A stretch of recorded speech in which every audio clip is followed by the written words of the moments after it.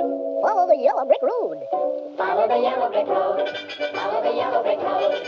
Follow, follow, follow, follow, follow the yellow brick road.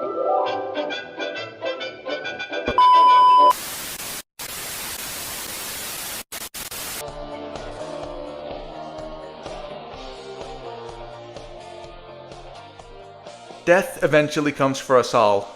Rich, poor, young, old, sick, healthy, you get it. Prequelle as an album is about the inevitability and constantly nearing end, told through the existential dread brought on by the Black Death. It's an album about humanity coping with its own mortality and how one day we're all gonna die.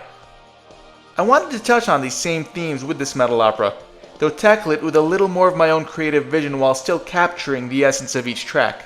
Think of it as a personal retelling of an older classic, though this album only came out 7 years ago. This is less a formal pitch and more how I visualize and internalize the album.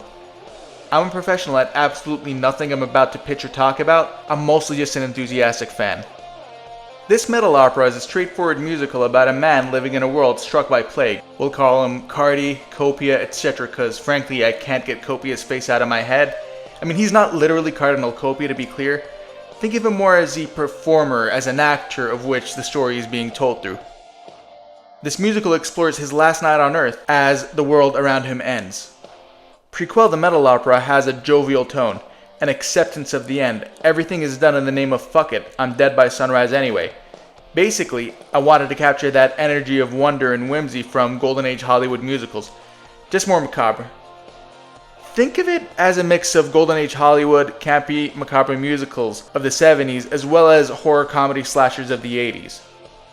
Through this premise of exploring a man's last day on Earth, I'm sticking to the album's themes of inevitability, though as you will see, where the album deals with this more existentially, this metal opera deals with the same themes in a more personal lens.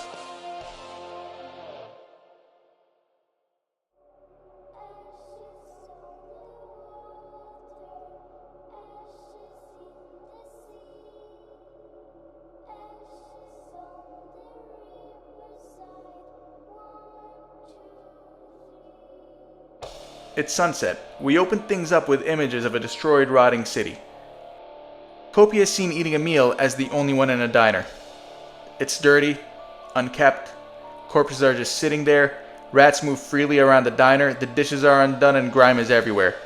He seems to be unbothered by everything going on around him. He's fully desensitized to what the plague has done. Ring Around the Rosie is heard in faded passing, almost as if Copia is hearing the ghosts of the past sing it.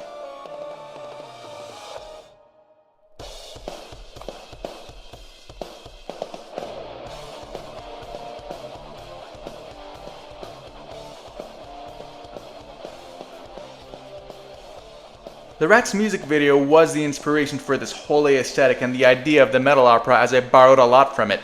Copia dances around the city as a few survivors collect the dead, while we see rats consuming some of the far gone bodies. This is a big dance number, very Singin' in the Rain influenced. This one is almost entirely sung by Cardi, with the exception of the harmonies after Rats, which is sung by whoever else is in the shot, which usually don't amount to much. Medics in hazmat suits, survivors barely holding on, or others just wandering the city, lost emotionally, mentally, existentially, you name it.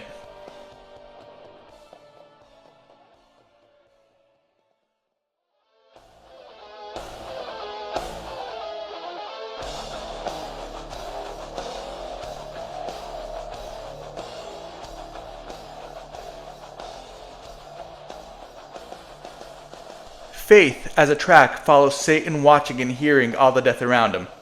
It's the album's first hint of the inevitability of death. I've taken that to a more personal direction following that same watching echoes of the past theme. Copia approaches a house, and as he walks in and looks at the stained, dusty photos, it's revealed to be the home of someone from his past. As we explore it, we discover it to be the home of a woman he was once fond of, though there are many references to a man who isn't Copia. This enrages him. Cardi throws the photo on the ground and starts destroying the place. He finds a gas canister and starts spreading it around the house. He eventually stumbles on the man's rotting body, barely held together by flesh and tendons, as he defiles it. This is another Cardi solo number, as at this point in this house, he is all eyes, he is all ears, he is the wall, and he's watching everybody fall.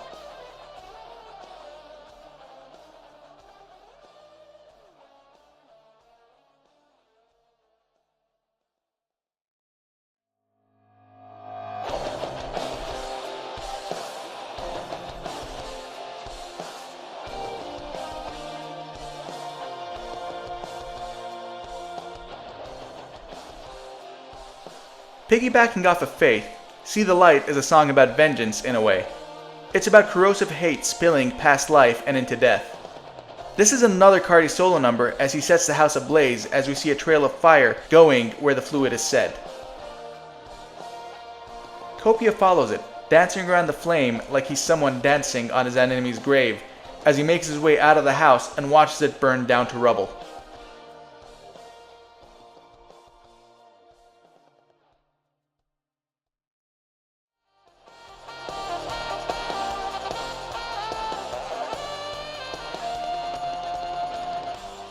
The album's first of two major instrumental pieces. Copia makes his way across the city, interacts with the dying souls by waving their hands, making them make faces, and so on. Pretty much just having the time of his life, like he's removed this big weight off his shoulders. He's moving through the city like he's celebrating with his friends, then he coughs blood and he knows exactly what's going on. Time is short.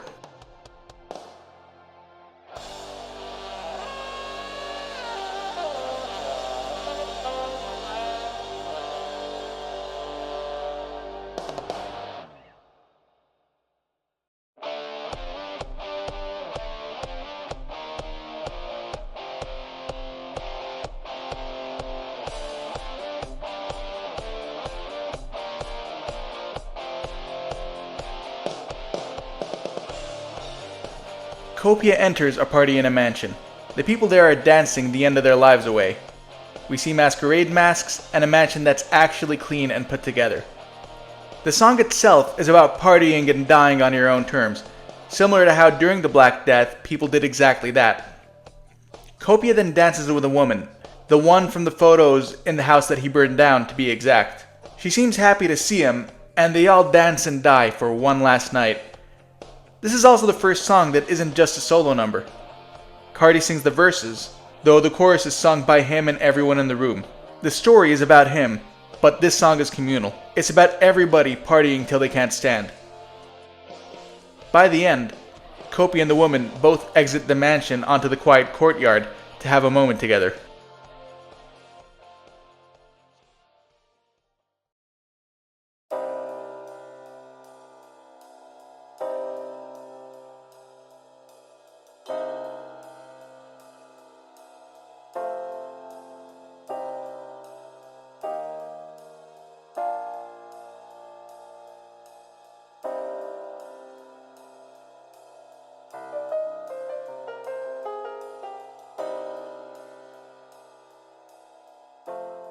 Pro Memoria is all about the creeping, slow emerging, all-encompassing presence of death. The track is intimate. It feels perfect for a slow dance, and because of this, Copia and the woman share a quiet moment slow dancing together in the rotting courtyard as they have their own little duet with no care in the world. She's near her end and he's edging the end of his. They share one last tender moment before death's embrace. At the end of the dance, she dies and Copia is left alone with nothing to lose and nothing left to experience.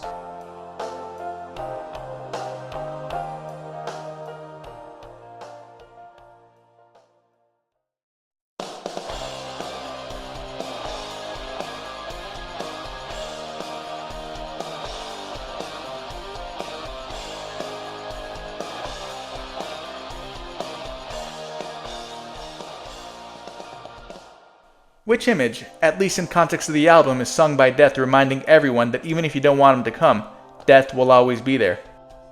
Carrying that meaning, I felt like this should be a transformative moment for Copia as he buries the woman as he finds himself closer to death. He reminisces moments he's had with her through a set of interpretive dances, and opts to burn the mansion down as one final act. This is one of those, if I'm going down, they're all coming down with me kind of moments. This will be another Cardi solo number, and this will be his last song in the musical.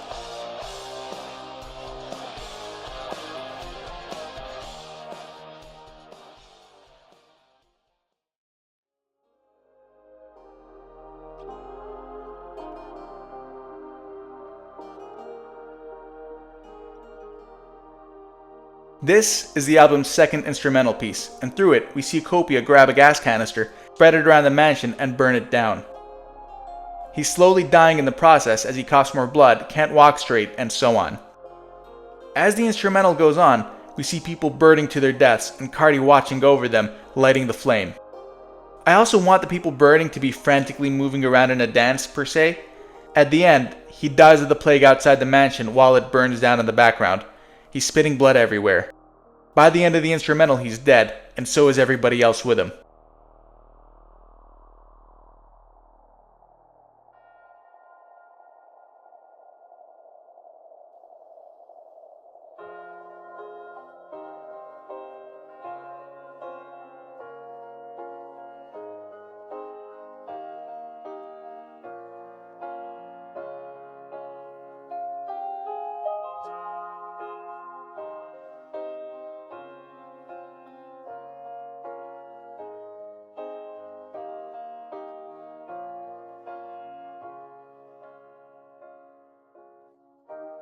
This is the end, the finale.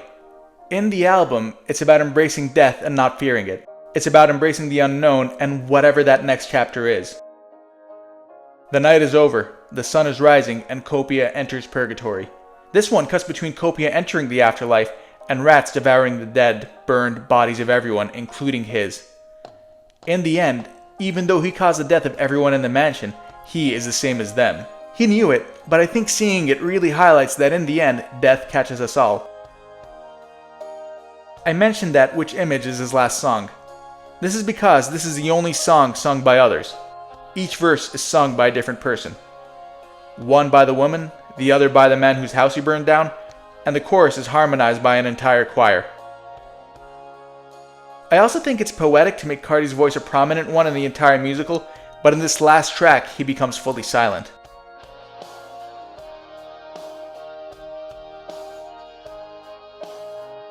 And there you have it, a fun, grotesque, campy, personal, and yet existential little metal opera about the inevitability of death and its existential expectations. Of course, the album tackles it from multiple lenses, while I opted to tackle it from the perspective of one man with nothing left to lose who knows his time is short. The truth is, there are so many ways to look at Prequelle, and I think that's what makes it such a great album. As I said, this isn't a formal pitch, hell, it isn't even a review. This is just me engaging with an album I love in a way that lets my imagination go wild.